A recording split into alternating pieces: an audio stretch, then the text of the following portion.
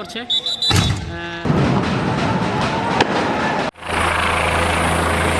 শেখ হাসিনা সরকার পতনের পর কেটে গেছে 1 বছর।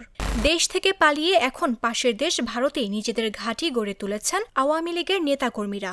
পশ্চিমবঙ্গের রাজধানী কলকাতা সহ বিভিন্ন এলাকা এখন আওয়ামী লীগের নেতাকর্মীদের অভয়ারণ্যে পরিণত হয়েছে। কিন্তু এই 1 বছর কিভাবে চলছে দল, কিভাবে হচ্ছে অর্থায়ন? দেশ থেকে সকল কার্যক্রম নিষিদ্ধ হওয়ার পর ভার্চুয়াল মাধ্যমেই নিজেদের দলীয় প্রচারণা চালিয়ে যাচ্ছে আওয়ামী লীগ। এক্ষেত্রে খুব বেশি অর্থের প্রয়োজন হয় না ঠিকই, কিন্তু খরচ তো আছে। আবার যেসব নেতাকর্মীরা ভারতে অবস্থান করছেন তাদের ব্যক্তিগত খরচও চালাতে হয়। এ বিষয়ে আন্তর্জাতিক গণমাধ্যম বিবিসি বাংলাকে আওয়ামী লীগের একাধিক নেতা বলেছেন, দেশে বিদেশে থাকা শুভাকাঙ্ক্ষীরাই তাদের খরচ চালাচ্ছেন।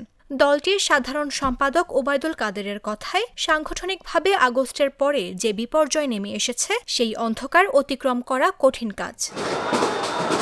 তিনি জানান, যেসব নেতাকর্মী দেশে বা বিদেশে আছেন তারাই এই দুঃসময়ে এগিয়ে আসছেন, অর্থ সাহায্য করছেন। কর্মীরা এখানে কষ্ট করেই আছেন, তবে মনোবলই তাদের সম্বল।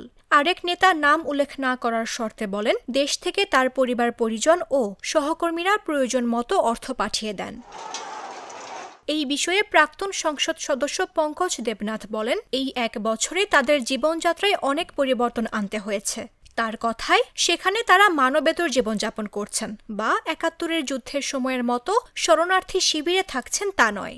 কিন্তু যাদের মধ্যবিত্ত বা উচ্চবিত্ত জীবনযাত্রা ছিল সেসবই পরিবর্তন করতে হয়েছে। যারা ঢাকায় হয়তো গাড়ি ছাড়া চলতেন না, তাদের এখন কলকাতার গণপরিবহন ব্যবহার করতে হচ্ছে। বিবিসিকে পঙ্কজ দেবনাথ জানান, তিনি একটি ফ্ল্যাটে আরও 3 জনের সঙ্গে থাকেন। বাসে, ট্রেনে বা মেট্রো রেলে যাতায়াত করেন। আবার সহকর্মীদের মোটরসাইকেল বা বাইকে চেপেও ঘোরাঘুরি করেন। যদি কয়েকজন মিলে একসঙ্গে কোথাও যেতে হয় তখন ট্যাক্সিতে ওঠেন। সঞ্চিত অর্থে যতটা স্বল্প খরচে চলা যায় সেভাবেই চলছেন বলে জানান এই নেতা। মামদুহা রাইসা, জাগো নিউজ।